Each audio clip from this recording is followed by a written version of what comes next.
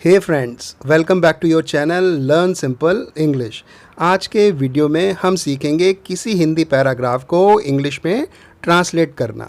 मैंने पैराग्राफ को सेंटेंसेस में तोड़ दिया है ताकि ट्रांसलेशन करना आसान हो जाए। सारे सेंटेंसेस मीनिंगफुली एक दूसरे से जुड़े हुए हैं, इससे आपको समझने में और आसानी होगी। इंग्लिश ट्रांसलेशन का सबसे कारगर नियम है कि हम पहले सब्जेक्ट को ढूंढें, यानी कि सबसे पहले किसी सेंटेंस में किसकी ट्रांसलेशन होनी है। उसके बाद हम हिंदी के वाक्य में पीछे से ट्रांसलेट करना शुरू करते हैं।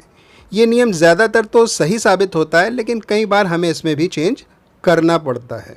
Now without discussing any further, let's begin the video and here comes the first sentence in Hindi. Monsoon की पहली तेज़ बारिश ने रविवार को 4 लोगों की जान ली। सबसे पहले हम सब्जेक्ट लेंगे जो कि है मानसून की पहली तेज़ बारिश। तो इसकी इंग्लिश होगी the first heavy monsoon rainfall. जैसा कि मैंने शुरू में बताया था, उसके बाद हम पीछे से शुरू करते हैं।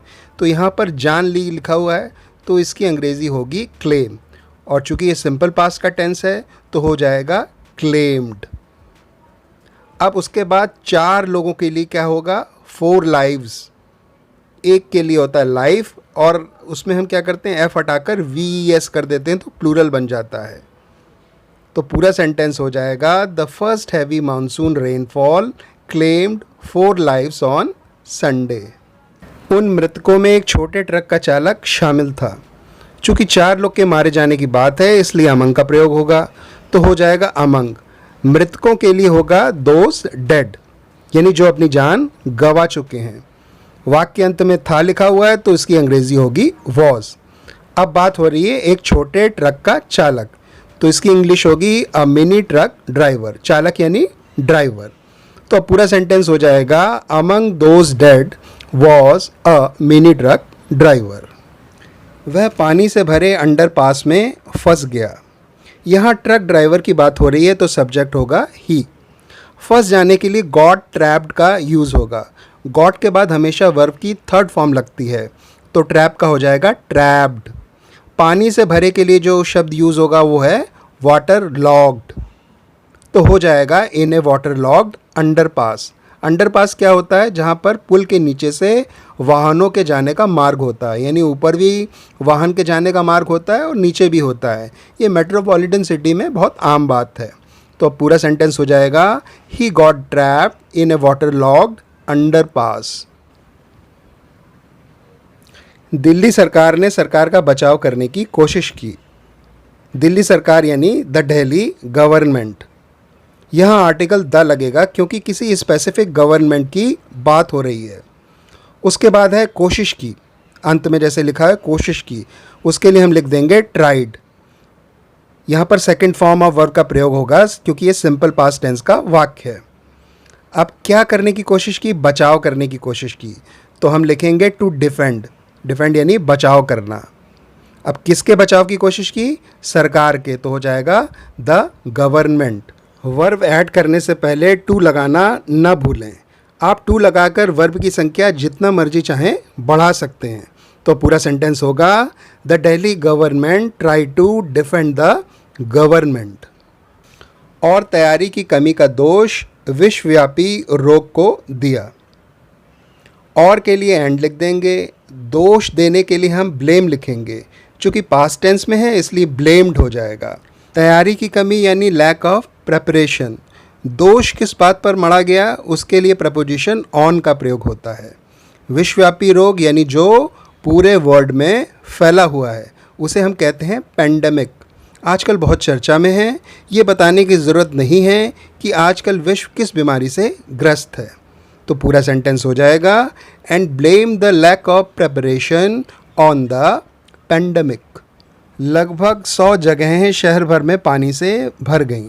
लगभग 100 जगहें की इंग्लिश होगी नियरली 100 प्लेसेस। अब हम भर गई को पहले नहीं लिख के शहर भर में पहले को लिखेंगे तो वो ज़्यादा अप्रोप्रिएट लगेगा। तो हो जाएगा शहर भर में की इंग्लिश अक्रॉस द सिटी। अब पीछे से चलते हैं। पानी से भर गई, ये सिंपल पास्ट का पैसिव वॉइस का टेंस है। इसमें हेल्पिंग वर्ब होगी वर, क्योंकि 100 प्लेसेस प्लूरल है इसलिए यहाँ पर वर का प्रयोग होगा। पानी से भर गई की क्या अंग्रेज़ी होगी? Water log. अब इसको हम वर्ब की तरह यूज़ कर सकते हैं यहाँ पर, तो हो जाएगा वाटर लॉग्ड। तो पूरा सेंटेंस क्या हो जाएगा? Nearly 100 places across the city. इसको हम एक साथ लेंगे, वर वाटर लॉग्ड। ट्रैफिक खास सड़कों पर बिल्कुल रुक गया। तो यहाँ पर सब्जेक्ट है ट्रैफिक, तो लिख देंगे द ट्रैफिक। अब पीछे से शुरू करते हैं, बिल्कुल रुक गया। इसके लिए एक बहुत ही कॉमन फ्रेज़ है इंग्लिश में, come to a standstill, यानी बिल्कुल रुक गया। तो यहाँ पर कम की पास्ट टेंस क्या हो जाएगा? सेकंड फॉर्म क्या हो जाएगा? केम। तो लिख देंगे came to a standstill. अब उसके बाद है खास सड़कों, तो उसके लिए क्या लिख देंगे? On important roads. तो सेंटेंस हो जाएगा the traffic came to a standstill on important roads.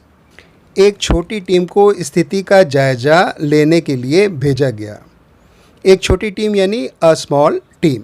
ये भी सिंपल पास्ट का पैसिव वॉइस टेंस है। तो यहाँ पर हम वॉज सेंट का प्रयोग करेंगे। भेजा गया तो सिंगुलर है वॉज, और सेंड का जो थर्ड फॉर्म होता है वो हो जाएगा सेंट। जायजा लेने की अंग्रेजी होती है टू टेक स्टॉक। ये भी एक बहुत कॉमन फ्रेज़ है। टेक स्टॉक ऑफ सिचुएशन क्या होता है? किसी स्थिति को करीब से देखना तथा समझना ताकि उस पर कोई डिसीज़न लिया जा सके। तो यहाँ पर क्या हो जाएगा?